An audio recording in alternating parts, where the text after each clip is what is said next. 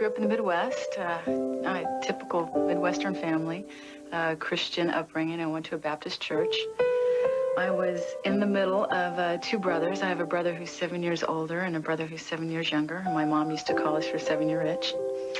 And my mother was a hairstylist, and my father was an entrepreneur. And I, went to school, normal school, public school, graduated from high school, and came to California. I woke up, and I was not in my bed any longer.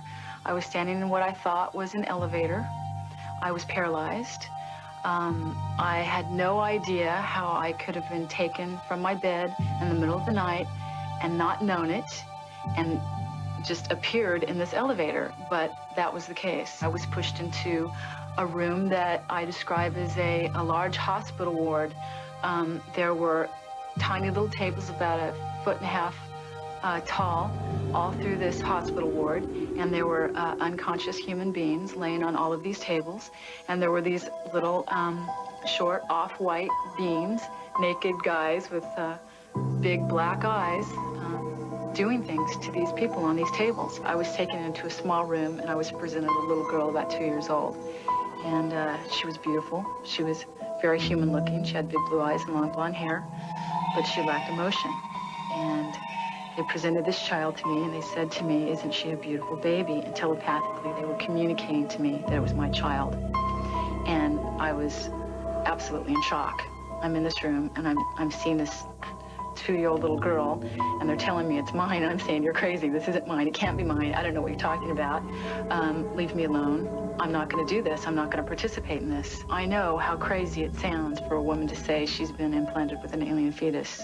I'm an intelligent woman. I'm highly educated. I know how the world perceives it, but I'm sorry. It's the truth. I hate that idea that I'm a messenger,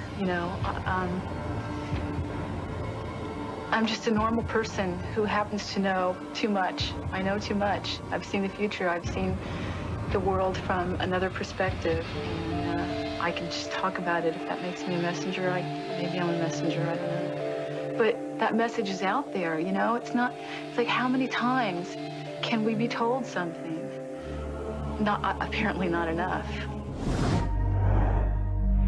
Kim+Carlsberg was a successful professional photographer when an encounter experience changed the direction of her life. I came home, went to bed, I woke up, and I was not in my bed any longer. I was standing in what I thought was an elevator. I was paralyzed. Like so many prior abductee accounts, Kim recalls medical experiments happening around her. And there were these little short off-white beings, naked guys with big black eyes, doing things to these people on these tables. And I didn't know if I was going to live through the night. I really thought that these people might be dead, and I thought that I was going to be next.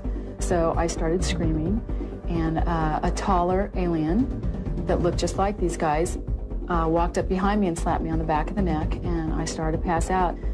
Next thing I knew, I woke up. I was in a smaller room by myself on a table, and I'm completely disoriented. I don't know where I am.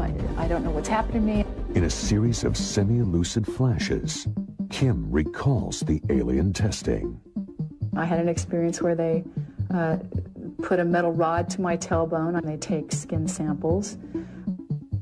I had something shoved up my nose. I felt this drug feeling come over my body, and I knew that I was going to be unconscious within a matter of seconds, and there wasn't anything that I could do about it. And I woke up back in my bed, and at that point,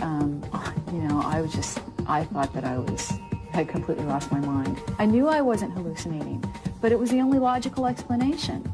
And that encounter was not an isolated episode. She has had numerous subsequent abductions. One memory is particularly harrowing. I had a very vivid experience of having a fetus put into my body and removed. It's ridiculously hard for me to talk about.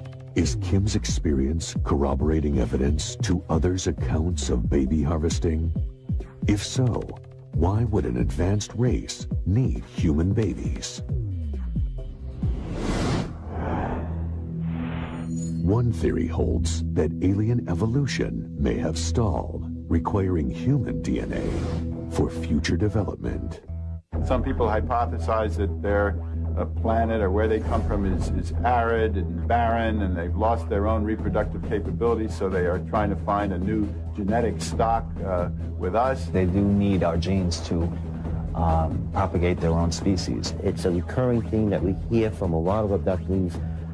They're studying us, they're studying our sexuality, our emotions, and they're using us for some design goal as the center of this experiment. Kim's story has been met with fierce skepticism.